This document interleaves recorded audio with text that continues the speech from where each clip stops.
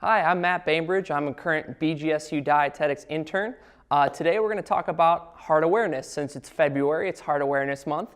So we're going to talk about heart health and how you can improve eating for your heart. Okay, so what exactly are we going to learn today? The importance of the heart, how you know if you have a healthy heart, and how to eat a heart-healthy diet.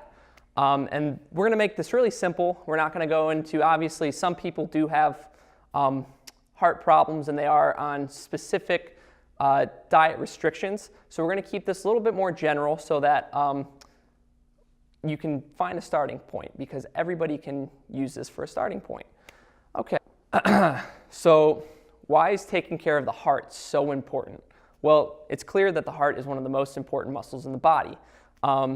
The heart sits between your lungs in the middle of your chest, and its essential job is to pump blood throughout your body so that it can provide your body with oxygen and nutrients. And then the blood also carries waste out of your body. So obviously it's very important. And simply, it keeps you alive. The first thing I really want to talk about is what is heart disease and what is related to it. So heart disease can be described as a general term. It's called cardiovascular disease. You'll see this a lot, and especially abbreviated as CVD. Essentially, it is a heart and a blood vessel disease. So the first thing I want to talk about is atherosclerosis. This term is pretty much the most general term that relates to heart disease. It is a condition that develops when a large amount of plaque builds up in the walls of your arteries. So this buildup results in narrow arteries, making it harder for blood to flow back to and from your heart. So this can result in a couple different things. This can cause a heart attack, stroke, and heart failure, which are the three most common terms that are related to heart disease. So a heart attack occurs when it's not necessarily when your heart stops working, but it's when blood flow to your heart is completely blocked, and your blood has struggled so much to pump oxygen and nutrients through your bodies that your heart doesn't know exactly what to do. So that's kind of the first most common term. Okay. The next very common problem related to heart disease are strokes. A stroke occurs when the blood vessels to the brain are blocked. So this results of part of the brain being shut off and brain cells essentially dying. So this can affect body functions as simply as walking and talking, even eating. So that's why this is such a big issue, is because heart disease can cause more problems. So the biggest one that is very common that it causes is heart failure. And this can be called congestive heart failure. CHF, you see it a lot. This means that the heart is not pumping blood as well as it used to, and so it can cause problems over time. This is something that it's not necessarily a heart attack, it's not necessarily a stroke, and it is caused by CVD, but this is something that can develop with all of these problems, because eventually the heart muscles get tired, so that's why CHF occurs. So now that we have these general terms kind of out there in the open, so you may be asking yourself right now, why is heart disease relevant to me? Well, simply it's because heart disease is the leading cause of death amongst men and women in America. About 1/4 of deaths in general is a result of heart disease. So 1 in 4 people, based on the CDC statistics, have died from heart disease.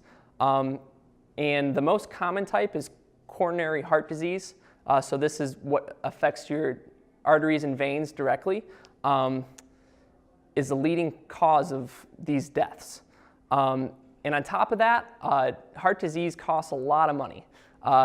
In the US alone, it has cost $207 billion, which is a lot of money. So you may ask yourself now, what are the risk factors involved with heart disease, cardiovascular disease, heart attacks, strokes? Well, here are the key risk factors. High blood pressure, high LDL cholesterol, and smoking. And there's also some medical conditions that are related to the increased risk of heart disease. These include diabetes, overweight and obesity, poor diet, physical inactivity, and excessive alcohol use. So these are the main risk factors that are associated with heart disease in general. So how can I tell if I have a healthy heart? How can I just, based off of kind of not knowing really much about heart disease, how can I know if I may have a problem? Well, here are life's simple 7. These are 7 things that you can tell if you may or may not have a heart problem.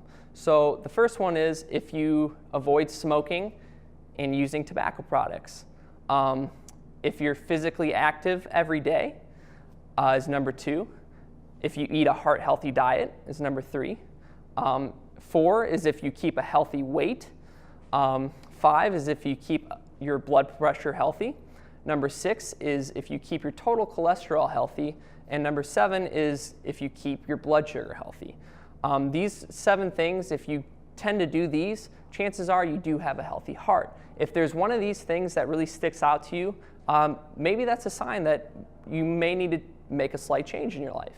So how can I make a change? Well, especially for the heart, the best thing to do is to eat a heart-healthy diet and find ways to reduce the risk factors involved with heart disease. So what does a heart-healthy diet consist of?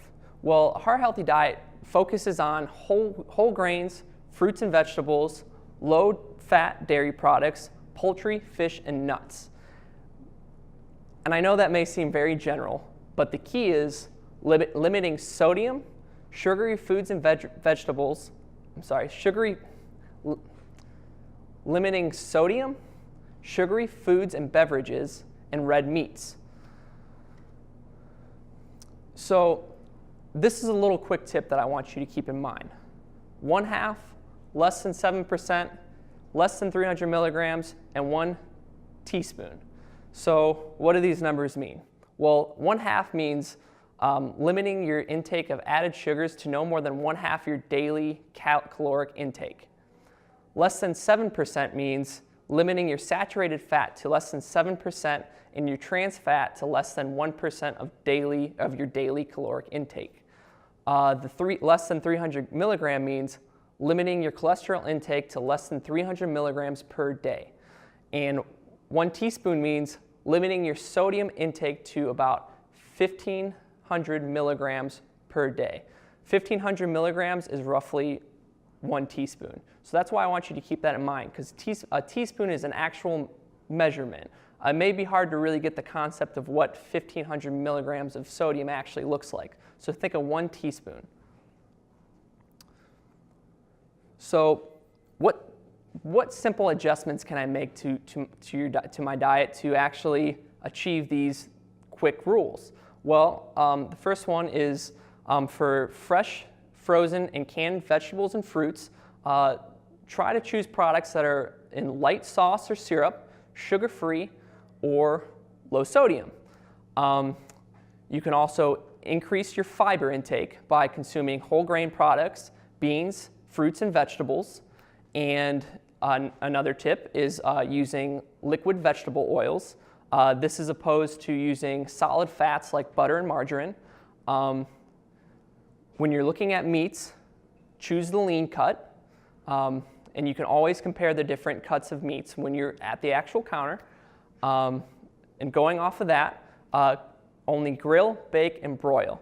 When you're frying your foods, you're introducing the trans fats and the saturated fats. So you want to limit that. So when you're cooking, grill, bake, and broil. And then the last one's very simple. Choose whole fruits and vegetables instead of juice. It's a very easy thing to do, but a lot of juices have a lot of added sugar and even sodium in their products. So obviously, the next thing to really touch on is reading the nutrition facts label. In our first intro PowerPoint, we actually go in a little bit more depth about our reading the nutrition facts label. So I would like you to refer to that if to understand exactly what part of the nutrition facts label is. But for this presentation, we obviously want to compare the sodium content of similar products. So if you take two products, look at them, see which one has less sodium, choose the one with less sodium. It's very simple. And the last two tips are to limit your condiments, because condiments are typically higher in sodium. And when you're cooking, spice it up. Feel free to try something new. Use different herbs and different spices in order to flavor your foods instead of sodium.